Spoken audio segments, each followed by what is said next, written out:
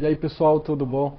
A resenha de hoje trata-se desse livro aqui, Você Está Prestes a Cometer um Erro Terrível, né, de Olivier Sibony. Esse livro é muito interessante, me chama muita atenção, porque ele realmente abre a nossa cabeça para um tipo de erro que todos nós estamos sujeitos a cometer, que se chama erros derivados de vieses. Então esse livro ele foi originalmente escrito pelos exemplos que ele dá para gestores em empresas, que pode ser estendido para gestores em organizações humanas em geral. Então, pode se aplicar ao terceiro setor, ONGs, né? Pode se aplicar também a órgãos do governo, que tem a sua gestão. Ele logo começa falando de uma coisa chamada nudge, né? Que se chama empurrãozinho. O que acontece? Isso me faz lembrar um pouco lá da Cambridge Analytica, que influenciou, por exemplo, a eleição do Brexit na Inglaterra e, se eu não me engano, influenciou também as eleições de Donald Trump nos Estados Unidos, entre outras questões. Então, esse nudge, ele é o seguinte, ele é o que chama empurrãozinho. Então, ele pega um viés que ele sabe que a maioria das pessoas já tem, né, dentro de uma determinada população. Então ele pega e o empurrãozinho seria alguma notícia, alguma coisa que leve as pessoas a tirar uma determinada conclusão que seja do interesse de algum grupo, né? Então, por um lado, isso pode ser interessante, porque, por exemplo, você pode aplicar isso em campanhas de vacinação. Então, você tem esse lado positivo, né? Então, o Zé Gotinha e tal. Então, ele começa a falar que o viés são erros recorrentes e previsíveis. Por isso mesmo que Cambridge Analytica consegue fazer o estrago que faz, né? Porque é recorrente e previsível. E esse é o ponto interessante. Aqui que é muito interessante. Os vieses nos desviam em uma direção previsível, ele é estatístico. Ou seja, um viés é algo do tipo assim, a pessoa, sei lá, gosta da cor azul, então ele tem um viés de ter preferência por, o carro dele é azul, a casa dele ele pintou de azul, enfim. O que acontece? Aí vou falar uma coisa bem absurda, tá? Ele tem uma campanha eleitoral, tem dois candidatos no debate e um dos candidatos está vestido de azul. E aquilo ali causa um pequeno desvio de opinião daquele telespectador que está assistindo esse debate. E aquilo influencia um pouquinho mais favorável para que ele tenha preferência por aquele candidato que está com a mesma cor da camisa. Tá? Um exemplo um pouco absurdo, mas... Só que o problema é que não é perceptível para quem é vítima do viés. Esse que é o ponto muito importante e fundamental. Tá? Inclusive, ele também, logo no início, tá? O Olivier Sibony, ele sugere que a pessoa estude. Ele cita o livro Previsivelmente Irracionais, de Dan Ariely. Esse também eu estou querendo conhecer, que deve ser muito interessante. Só que os vieses são administráveis, tá? Ele diz. Felizmente, né? Tem essa saída. A solução está em ter apoio dos próximos e trabalhar em equipe, a força do coletivo. E também utilizar uma coisa que ele chama de arquitetura da decisão, que ele vai explicar na segunda parte desse livro. Tá? Agora, essa questão da força do coletivo é muito interessante, que ele logo em seguida ele já fala que para quem é vítima do viés é imperceptível, mas para quem está de fora e conhece um pouco, convive um pouco com aquele indivíduo, o viés dele é muito claro. É aquele papo, né? É mais fácil enxergar o erro dos outros do que enxergar os nossos próprios erros, né? Então é um livro, veja como é um livro muito interessante para nossas tomadas de decisão mais importantes na vida, claro. Não é para usar isso para qualquer coisa. Mas na hora de comprar um carro, na hora de comprar uma casa, na hora de decidir com quem que você vai se casar, na hora de qual emprego você vai pegar, né, qual emprego você vai escolher, qual carreira você vai escolher, acredito que todas essas decisões possam ser influenciadas pelos nossos vieses. Okay? Depois ele, na página 22, ele trata do viés de confirmação, né? E diz que ele é muito forte, inclusive na política, que é um dos assuntos principais desse canal, né? E tem até um nome próprio que chama raciocínio politicamente motivado. Vocês já viram aquele cidadão que defende o seu candidato de todo jeito, que você fala os podres do candidato e não adianta, que a pessoa continua, fica inventando desculpa, fica assim. Então ela já está cega, né? Ela já está politicamente motivada. Isso é um viés, é um desvio, né? E você não consegue mais pensar direito, você já não toma mais decisões direito, né? Então eu até fiquei refletindo sobre isso, né? Por que será que isso acontece? Será que a gente está com preguiça mental já, com distração mental? Ou a gente está apegado a um determinado candidato, né? Então, e o mais louco, né, é que o Olivier Sibony, ele comenta que as pesquisas mostram, então é pesquisa estatística, né, são fatos, que o viés da confirmação atinge a todos, em todas as profissões.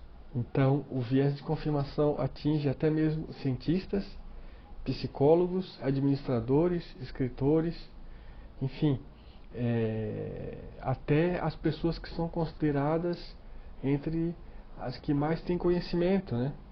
Porque não adianta, não é tanto uma questão de conhecimento, né? É uma questão de que você se apega, né, no viés de confirmação, parece, pelo que tudo indica, você se apega a uma determinada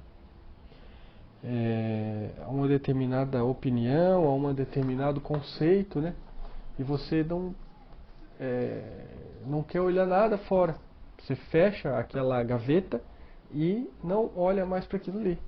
E isso é uma fonte de erro, né? Depois você tem, na página 34, ele trata do erro de admirar demais os modelos, né, de sucesso. Então, Elon Musk, Steve Jobs, Larry Page. Porque o que acontece? Uma parte disso, na ciência a gente pode falar de Albert Einstein, Isaac Newton, uma parte toda essa áurea enorme que essas figuras têm, que sem dúvida são figuras acima da média, tudo bem, mas em parte é um pouco alimentado pela mídia também, porque a mídia precisa vender e ela precisa criar mitos, né? Então,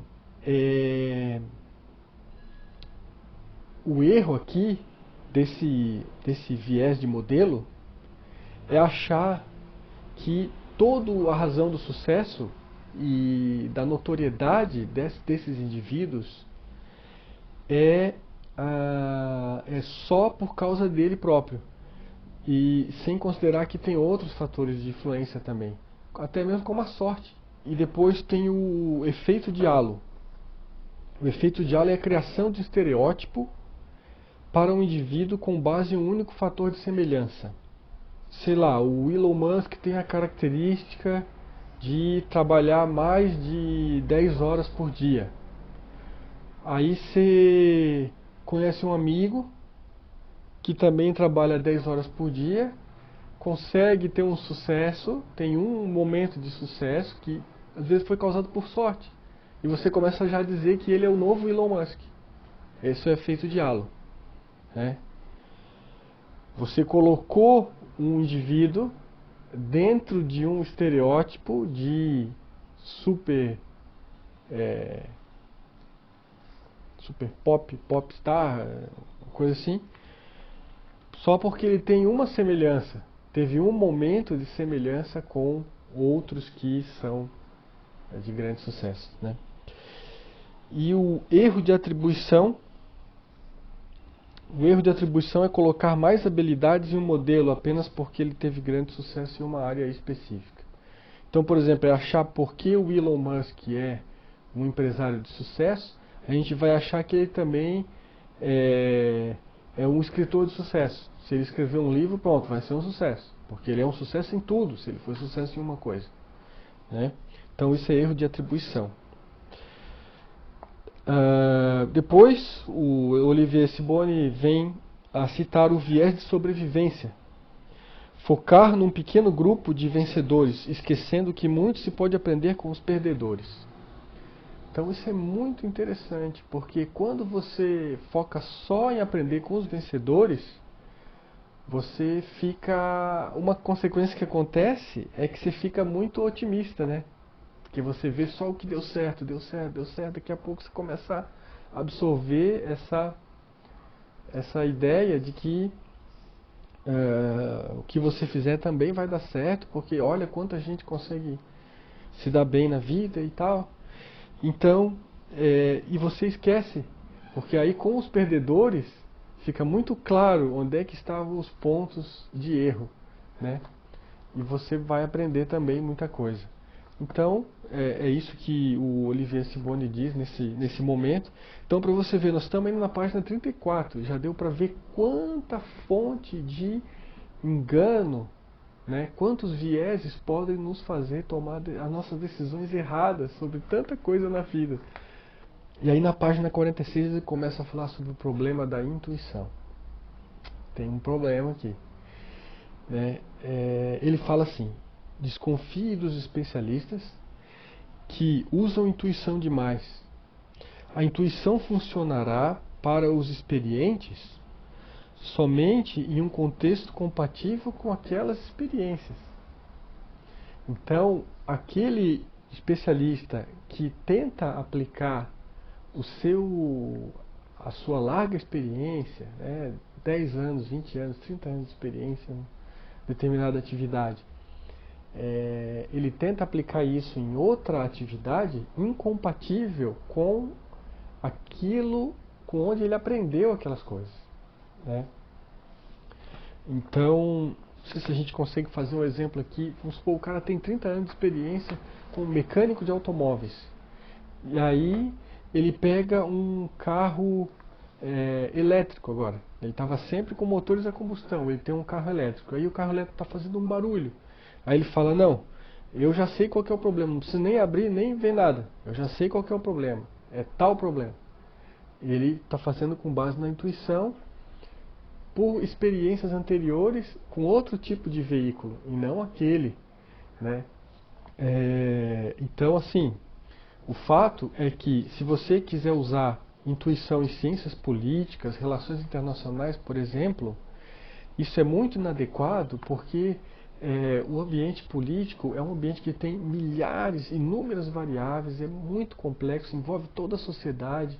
Qualquer evento que acontece num outro país que afeta a situação global, como os países estão todos conectados, né, atualmente, pela globalização, veja a guerra na Ucrânia com a Rússia, né, afeta todo o mundo, né? Então, é um ambiente altamente imprevisível, de tal forma que a intuição, mesmo de peritos, segundo Olivier Sibony, é completamente sem valor algum. Então, e qual que é a solução? A solução que ele fala é a técnica, os dados, a pesquisa analítica. Então você precisa raciocinar em cima das questões políticas para você tomar decisões políticas mais adequadas devido a essa complexidade, imprevisibilidade, né, inerente, né, à política e à sociedade, né. Depois no capítulo 4, ele fala sobre o viés de excesso de confiança. É que às vezes nós superestimamos o nosso potencial e subestimamos o potencial dos nossos concorrentes, né? Depois tem o excesso de otimismo com o futuro, né? Geralmente as previsões de crescimento dos países no futuro são otimistas demais, né? Ele fala que geralmente as previsões não dão certo quanto ao futuro do desempenho econômico, né? Crescimento do PIB. O otimismo em obras, então, né, é bem conhecido, né? Muitas vezes a gente acha que o tempo para executar uma obra e o orçamento também vai dar, vai caber, né? Mas geralmente passa do planejado, né? O Olivier Sibony coloca aqui obras únicas, ou seja, obras, por exemplo, não é uma habitação popular, né? Um bairro, um loteamento de habitações populares todas iguaizinhas. Que aí sim, depois você chega na terceira casa, você já sabe exatamente quanto tempo vai levar, você já sabe exatamente qual vai ser o orçamento. Mas quando é uma obra única, você constrói uma obra só, você nunca construiu uma igual àquela, você vai construir pela primeira vez e depois você não vai construir outra também. Geralmente a gente erra no tempo e no orçamento, porque a gente tem esse viés de otimismo, né? E tem um outro viés que é o viés de excesso de precisão. É aquele caso, quando alguém pergunta pra gente, tem certeza? E a gente fala, absoluta, tem certeza absoluta. Quando na verdade a gente não pode garantir a resposta daquilo ali, né?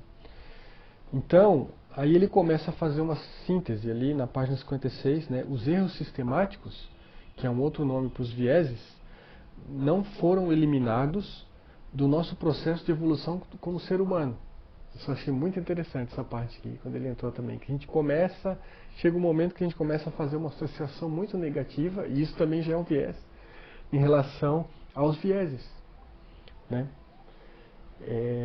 Então ele diz que nunca foi eliminado, né, da raça, da espécie humana. E se fosse algo tão ruim, por que a própria seleção natural já não tivesse eliminado os vieses? Talvez não seja possível também, dentro do nosso cérebro, do nosso sistema humano, talvez não seja possível de ser eliminado, não sei. Então ele fala assim, que os líderes precisam ser otimistas, eufóricos e tomadores de risco, né? Aí ele fala uma coisa aqui que eu acho um pouco cruel, mas é a visão do autor. Eu não tenho bem certeza disso, mas ele fala assim, ó, que os mais sensatos e tímidos nunca chegarão ao topo. Mas eu vejo, por exemplo, aquele investidor norte-americano, Warren Buffett, ele parece ser bem reservado, quietão, tal, na dele e tal, ele parece bem sensato.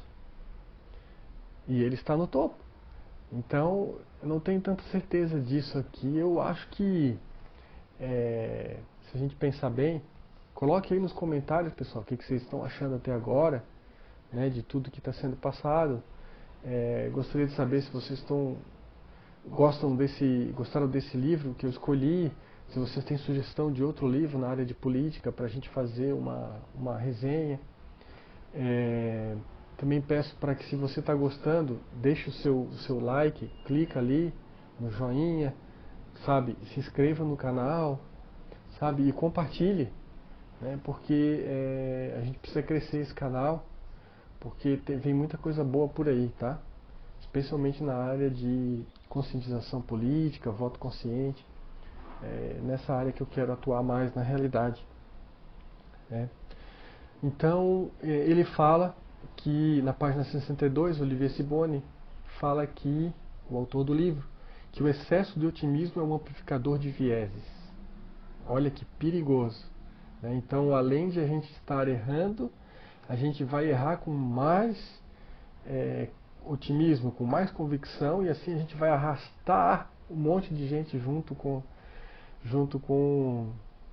a gente, com aquele que for o líder, né, com esse excesso de otimismo, né? Então, realmente, percebe-se aí, né, que faz-se necessário um equilíbrio, né, entre sensatez e ousadia, né, para que a gente tenha uma vida não muito, como é que a gente pode dizer, covarde, né, sem graça, sem risco nenhum, mas também que ao mesmo tempo a gente não se dê à loucura de às vezes arriscar tudo, excesso de otimismo, né? Então isso aqui eu imagino já aqueles que se empolgam com uma ideia de negócio e vende tudo que tem, vende a casa, vende o carro, vende os móveis, tudo para investir tudo num negócio que ele tem certeza que vai ser uma mina de ouro, vai dar muito certo e tal, não sei o quê.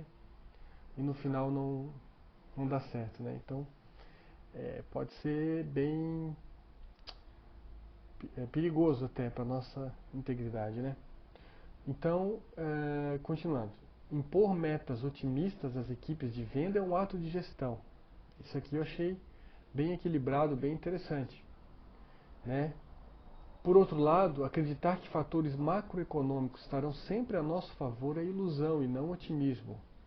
Ou seja, ele fala aqui, né, de equipes de venda. Ele está falando aqui sobre um gestor de vendas que dá um discurso que procura motivar os seus colaboradores a vender mais e tal. Até aí tudo bem, está ótimo. Isso é um ato de gestão, né?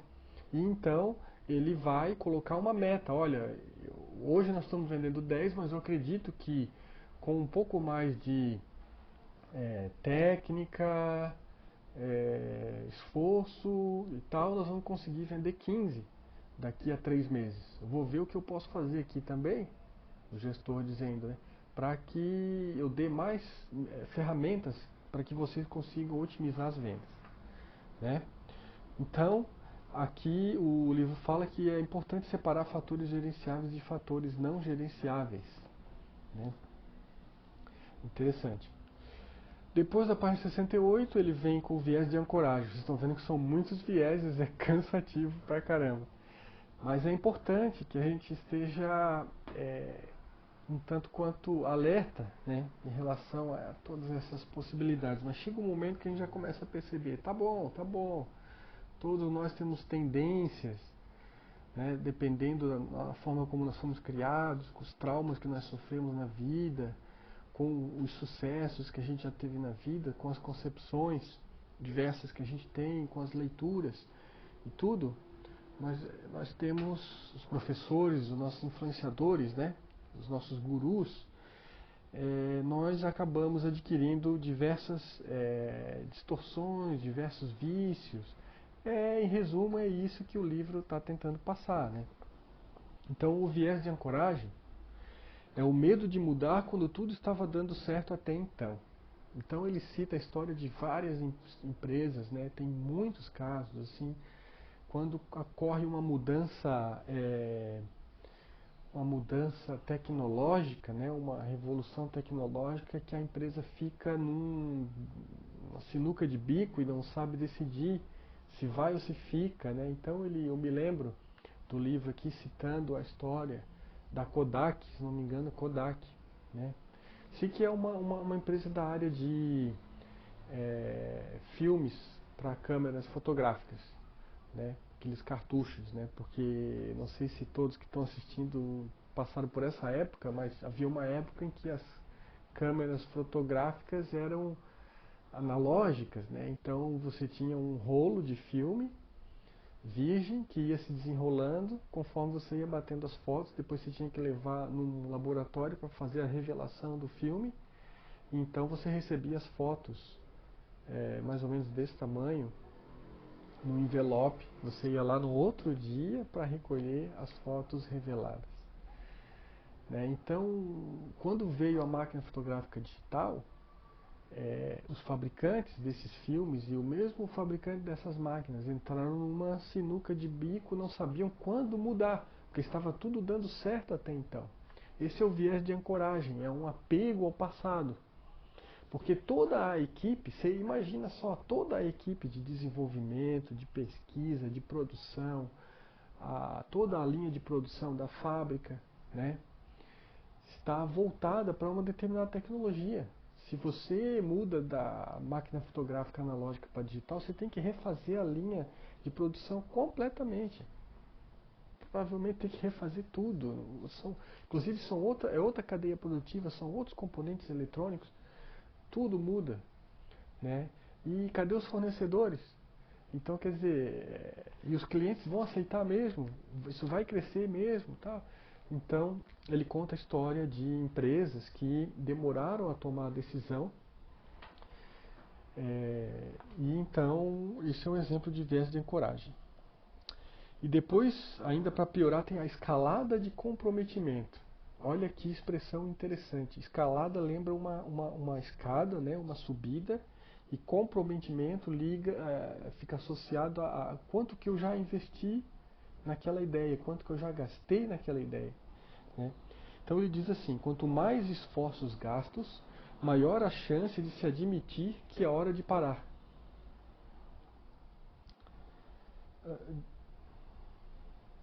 Se for o caso, mesmo que já se tenha perdido muito, né?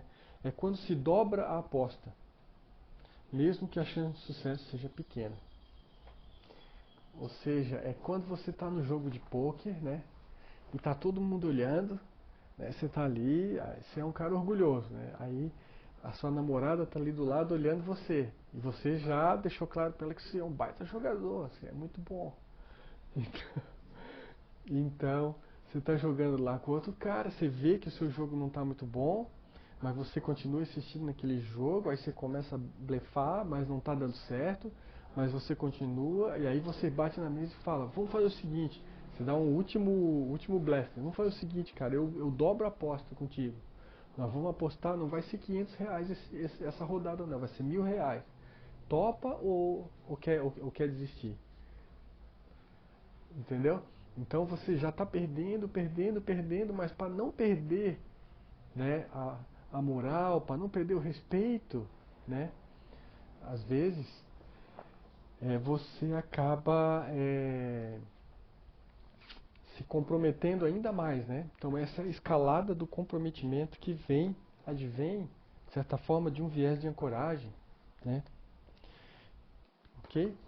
Depois na página 75, ele começa com outra parte, que é: as empresas investem pouco, tardiamente e ineficientemente diante de um cenário de mudança disruptiva. Ah, tá, continua ainda no viés de ancoragem.